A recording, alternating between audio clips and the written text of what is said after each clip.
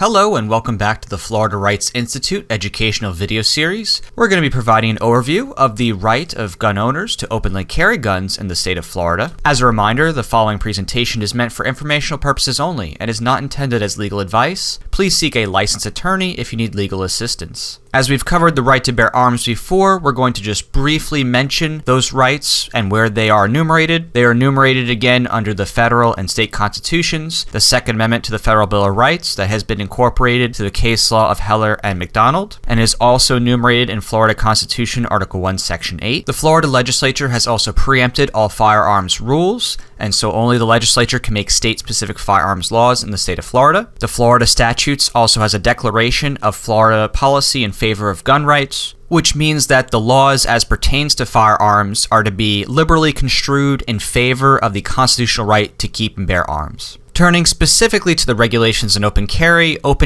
has been generally banned with a few enumerated exceptions. This general ban comes from Section 790.053, the open carrying of weapons provision. It states, except as otherwise provided by law, and in subsection 2, it is unlawful for any person to openly carry on or about his or her person any firearm or electric weapon or device. It is not a violation of the section for a person licensed to carry a concealed firearm as provided in Section 790.061, and who is lawfully carrying a firearm in a concealed manner to briefly and openly display the firearm to the ordinary sight of another person, unless the firearm is intentionally displayed in an angry or threatening manner, not in necessary self-defense. The exceptions to this provision are listed in 790.25, lawful ownership, possession, and use of firearms and other weapons. Specifically, Section 3 states, lawful uses. The provisions of Section 790.053 and 790.06 do not apply in the following instances, and, despite such sections, it is lawful for the following persons to own, possess, and lawfully use firearms and other weapons, ammunition, and supplies for lawful purposes. There are many exceptions for various special sectors, such as members of the military, National Guard, or public defender investigators while they are on duty, but we will focus on open carry that applies to private persons engaged in personal activities.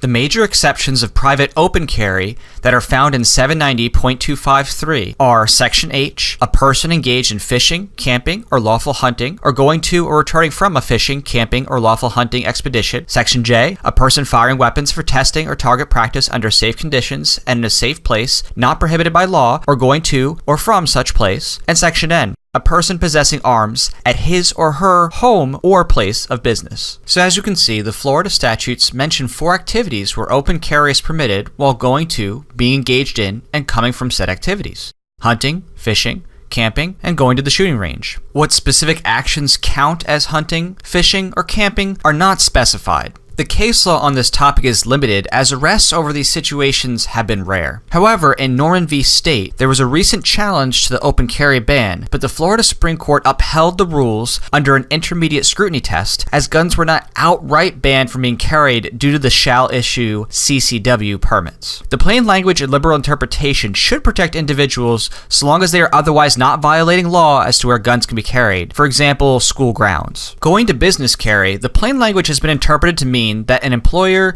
or employee may carry a firearm openly at their place of business. In Peoples v. State, this was upheld, saying subsection 3N of Section 790.25 specifically exempts a person possessing arms at his home or place of business from the prohibitions of Section 790.01 and the registration requirements of Sections 790.05 and 790.06. This exception is reinforced by the declarations of policy and construction set forth in Section 790.251 and 4. An employer could have an independent policy of banning employees from carrying on the premises, though. The Attorney General in 1974 gave an opinion on this, explaining, a tenant doing business in a building rented from the owner of a shopping center may carry a concealed firearm within the confines of said building, and also while patrolling a sidewalk immediately adjacent to said building. This would also be acceptable with respect to a service area outside of said building, but constituting a necessary adjunct to the business. A concealed firearm may not be carried throughout the entire parking area, which serves the shopping center by either the tenant or his employee or the owner of the shopping center or his authorized employee. For home carry, the plain language has been interpreted to mean that a person may open carry at his or her home. Again, Peoples v. State confirms this. It is important to note what constitutes the home element if one lives in a place with shared spaces like apartments. Common areas of an apartment complex are not generally considered the home. Privately owned yards and driveways on one's home are considered part of the home generally. Even hotel and motel rooms may be considered a home if a stable residence. Thank you so much for watching this Florida Rights Institute informational video on the open carrying of firearms in the state of Florida. Please subscribe here for more informational and educational videos.